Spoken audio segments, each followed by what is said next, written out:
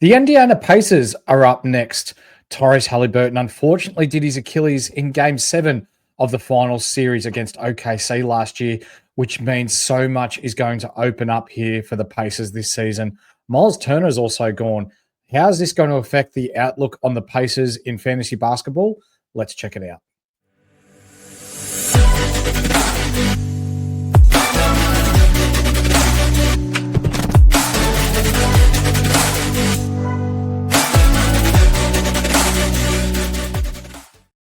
Hello and welcome back to Ball Logic Podcast. I am the Horse, and joining me is our lead editor within our Patreon for all good things NBA fantasy. It's Flanders. How you doing, mate? Mate, I'm doing well. It's great to be here again for another episode of Ball Logic, and I'm keen to go through the Indiana Pacers, mate. They're a very interesting side. Yeah, aren't they? So last year, how'd they finish up? They were pretty exciting to watch towards the back end of the year. Yeah, finished up fourth in the East, finished 50 and 32. Obviously, storyline. They made their way through to play OKC in the finals, went to Game 7 and put up a really good fight. But until Hallie, did that Achilles, he's done. So they fell out. So it was a tough run from last year, but good considering they went 50 and 32 to get there. He was on fire too. He hit, 3 or 4 3-pointers in the first couple of minutes, and I thought, wow, it's game on here, but unfortunately, injuries happen, and with injuries, it creates opportunity. And Exactly. One person we're going to speak about during this episode is going to be Andrew Nemhard and the effects that no Haliburton for the year is going to have on his fantasy stocks this year. But also, there's no Miles Turner, the core piece of the Indiana Pacers lineup or franchise for the past 8, 9, 10 years. He's gone. He's off to the Bucks. Who do they replace him with at center? Yeah, it's going to be an interesting conversation piece. They've brought in a couple of role players, but they didn't bring back a star name. They haven't really brought in a star name over this offseason. So they've had, one star out for the year, one star leave. And they're just going to have to play role players here. So it'll be interesting to see the way they come out, and keen to discuss it with you.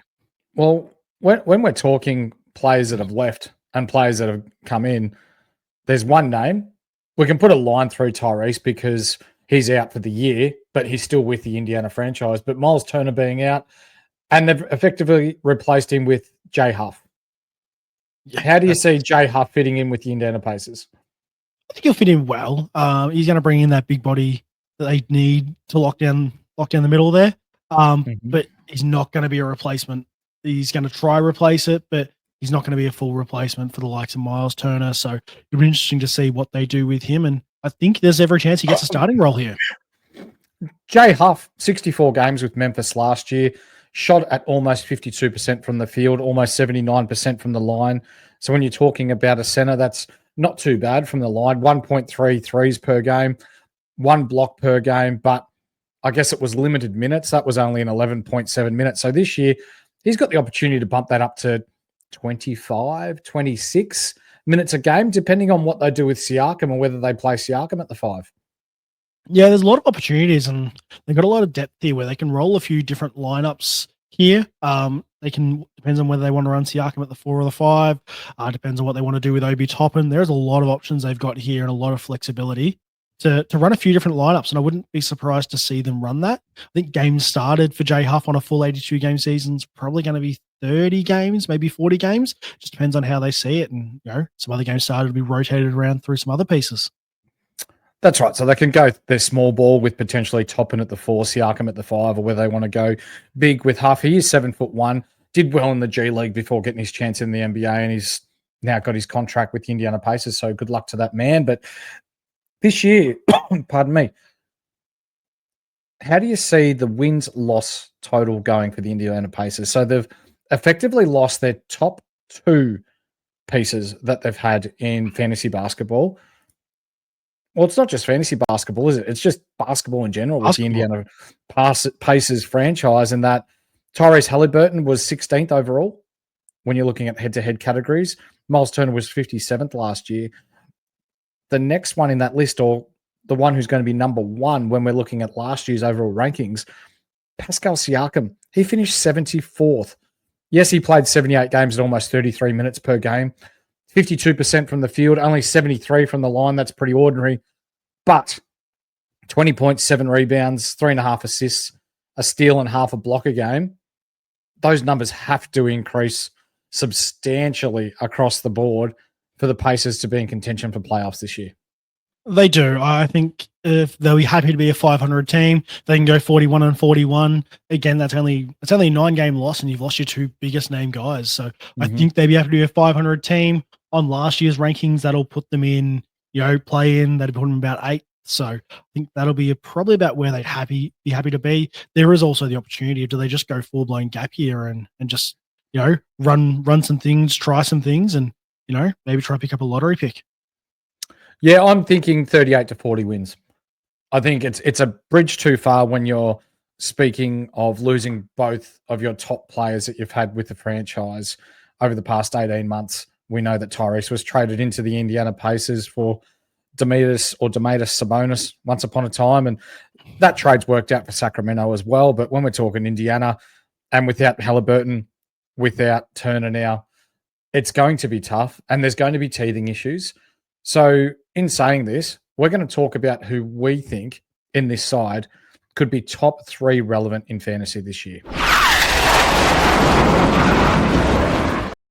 And when I say top 3, I mean top 3 rounds, so inside the top 36. And Flanders, do you think there's anyone from the Pacers that could potentially nudge the top 36 or top 3 round value this year? Siakam is going to be an outside flyer on there. He's probably a 4th for most guys, but I think there's top 3 upside here. Somebody's got to carry this squad, and he led their points last year, and I think he even led rebounds. He's going to have to do that, and he's going to have to be that guy.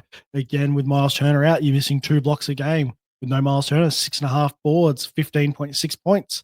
Even Haliburton, that's 18.6 points there, and the guy they're going to have to lean on for this is Siakam. There is upside here. Usage. 27% usage was it last year? That's going to be probably 30, low 30s this year, you would think? Yeah, he's going to have to be in the 30s for this. It's going to be, big for him this year without a doubt. I think he's got 40s, 50s upside, but I think you're probably not reaching too high to grab him at the back end of the third. But because that usage is going to be high, he'll keep a good field goal percentage. He was over 500 last year at 52%. From the line, he's a bit of a problem there at 734. Put up a few more threes here. There's an easy ability there. The reality is he's probably going to have to swat a few more shots, so bring him up the block boards a bit. And I think that upside's there for sure. For sure. That's Siakam. We've got some players that we want to talk about that are ready to rise within the Indiana Pacers organization, though.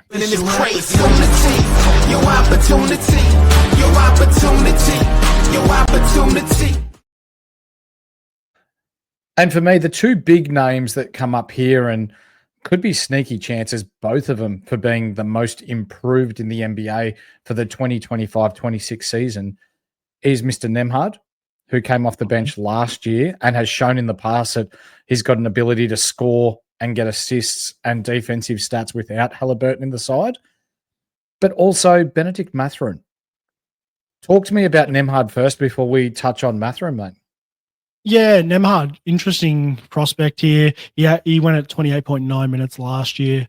But when you look at his over 30-minute games and under 30-minute games, he had 11.7 points, 5.5 assists, just over 3.5 boards and 1.5 stocks. Whereas when he went under 30 minutes, it was 9 points, 4 assists, under 3 boards here, and only 1.4 stocks. So those over 30-minute games were much bigger for him there and brings him up a lot of boards there. And that's without the focus being on him. With the focus on him, he's gonna have to be elite here. Do you see him being top 100 value this year? Yep. Yeah. Unequivocally. Yep. Love that. He's gonna be. What about Benedict Mathurin? So the last 3 years, we spoke about it a little bit off air. He's been 160s, 140s. When we're talking the overall scheme of things for the Indiana Pacers and the way that they've used him sparingly in a starting role, but more often than not in that 6th to 7th man off the pine. 141 in head-to-head cat last year, only 46% from the field, 83 from the line, 16 points per game, and not really doing too much else. Usage has to go up for Benedict Mathurin this year. Was it nearly 30 minutes last year, but Is there potential now that he could start for this team? Yeah, huge chance he can break into this starting lineup here. Usage for him's been dropping over the last 3 years. He had his highest usage in his first year, 24.6%.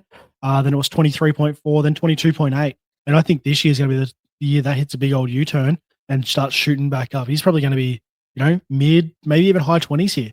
That wouldn't be surprising to see him 26, 27. That could move him Talking well back. usage. Yeah, usage. Yeah. I can see that moving well higher up. He might lose a bit of it on field goal percentage, but I'll happily take the points instead out of him. Yeah, he's a player that's known to occasionally just chuck the ball at the rim and just get up whatever shot he can. So if he can fix that and continue to take good shots, then with that increase in usage, he could get a massive bump this year too. Yep. Yeah, I see a lot of upside here. And again, he's somebody you'd be willing to take in your final few rounds here. If you can, looking at, he's still on the board around 100, 110, wouldn't mind taking a bit of a flyer on him. Oh, for sure. I think between Nemhard and Mathurin, as I said a couple of minutes ago, I think we've got some chances here for the most improved player in the NBA, given that there's no Turner, there's no Haliburton. It's going to be these young guys that have to come up and step up and provide value this year for the Indiana Pacers organization. There's going to be plenty of opportunity there. They've had a couple of years in the system now. Now's the time for them to grab that with both hands and go, yep, I'm here. I'm an NBA player, not just for fantasy, but for overall basketball for the Indiana Pacers franchise. So time will tell. Third and fourth year breakouts there. This is how they're built. They're built by opportunity, and you're never going to have a better opportunity than losing two key centerpieces of a team. Arguably, most teams will never lose two centerpieces in the same offseason, and they're going to get that opportunity, and they can gain themselves starting roles here. I'm keen to see what they can do. For sure. Let's get into the best of the rest. You're simply the best. One name that continually pops up off the sheet for me is Aaron Naismith. So we saw the way that he shot the ball in the final series last year, and he can get hot at the drop of a hat. Over 50% from the field, 92% from the line, 12 points a game on 2 threes made. Only 45 games, though. He was bothered by that. I believe it was an ankle injury for a lot of the start of the year. This is someone that could become a premier 3-and-D type of player.